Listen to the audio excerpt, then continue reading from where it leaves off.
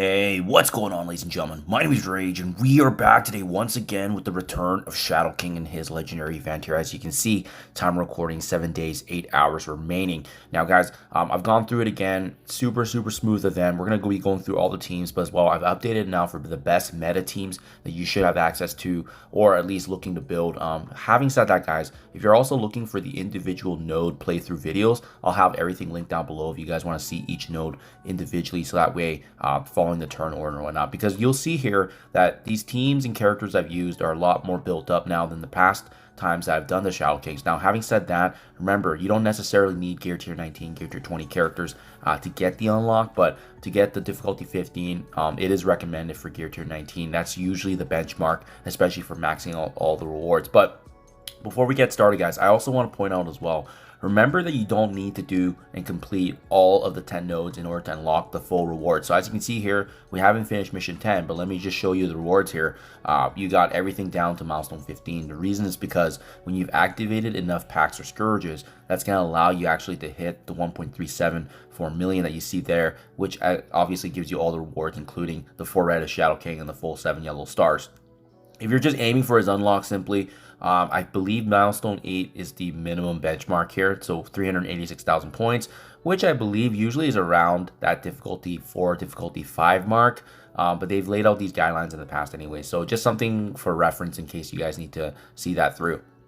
Usually it's a pretty good one-to-one conversion, so difficulty 15, difficulty 14 gets you the 1.4, 1.5 million points, which is kind of what we have situated here. Okay, the other big tip and disclaimer I like to point out before I even start going through all my videos is because this one is actually usually a soft bottleneck right here, this mission 4, and the setup for this is very important. Is that I highly recommend, if you guys don't have Nightcrawler for this, Nightcrawler is a really big one here to save his ultimate ability here, and when you can start turn 1 against all the enemy sentinels, absolutely massive. So then the question is, how do you set that up? How do you ensure that Nightcrawler has his ultimate from the get-go? Well, make sure you're using Nightcrawler in the first node, because in the first node you can use any character, so you can build up his energy, and then boom, when it comes to the brawler non-mythic section here for mission 4, you can actually unleash his ultimate, and that makes it a lot more smoother.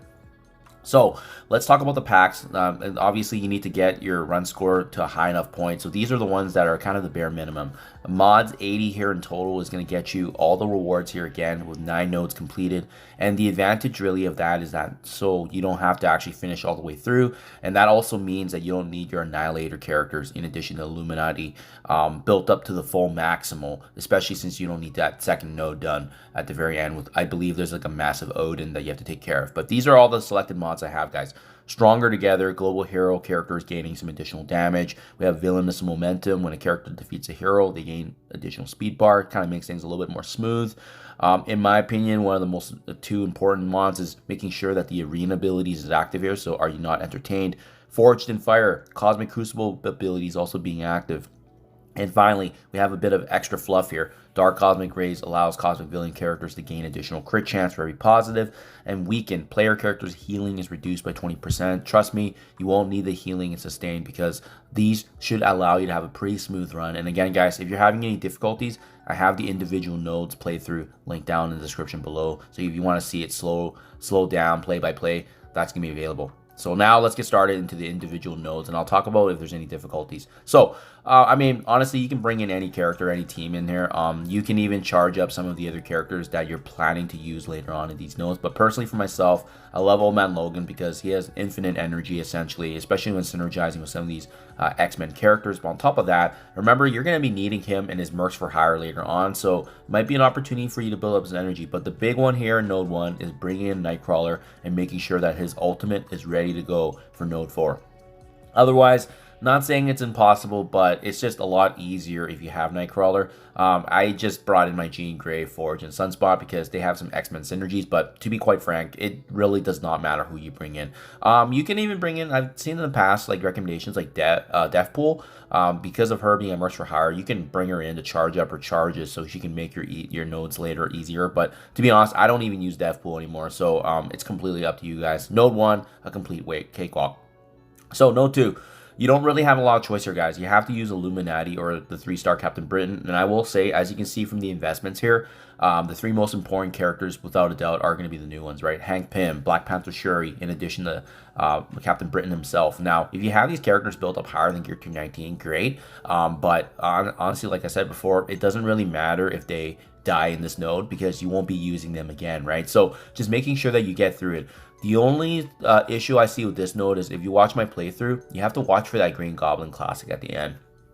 Even at these Gear Tier 19 levels, he can actually one-shot everybody with his ultimate. So you want to make sure the timing is key, and you want to make sure some of the abilities are actually held on until that last wave. So that's the only thing I want to point out. Otherwise, I think it still takes me a couple of resets there to get the RNG right. But, I mean, otherwise, you can see there, you don't need a fully built-up Black Bolt Mr. Fantastic. They're really kind of just punching bags there. Global Villain, nothing really to write home about here, guys.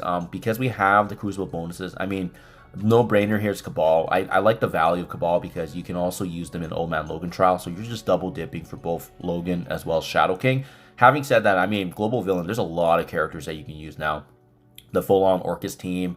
We have some of the stronger villains in the game actually being part of this. If you have Apocalypse, even better. But yeah, there's nothing really secretive about this node, guys. Global Villains is a really good section, and there's a lot of big options that we can actually utilize here. But again, we have Cosmic Crucible bonuses. Cabal really does shine on this one, respectively.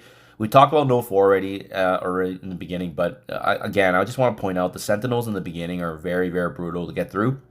Could you get it done without Nightcrawler giving a couple of sacrifices and throwing them in? 100%. But now that we have reworked some of the newer characters here, guys, you know, Fantastic Four, Invisible Woman, and Quasar being very, very relevant and recent options now, we can actually consider using them, which is pretty massive here. And then obviously having a staple like Blade, because Blade and Oath being part of the city section for Professor X, but as well, remember, they're part of the Night Stalkers team, so you're just going to be requiring them in future raids. So it's just really good value across the board. Only character that's not really in the meta right now is Nightcrawler, but I mean, he's just such a good plug-and-play character and essential for this node to make things easier. But like I said, you can still get it done with sacrifices. Mercenary or Undying. This one's interesting because now we actually have Silver Sable being added in as a mercenary. So previously, before, I had to use a sack from my Merch for Hire team and then bring in a second attack. But because you have Silver Sable now, you can actually one-shot it all the way. But it's really the Old Man Logan show. Once Silver Sable gets her ultimate off, Old Man Logan's soloing basically everything. So, I mean, highly recommend. You can really get the job done as well with Undying. I don't have them built up, unfortunately, but you have options on this node, so not an issue there. Annihilators.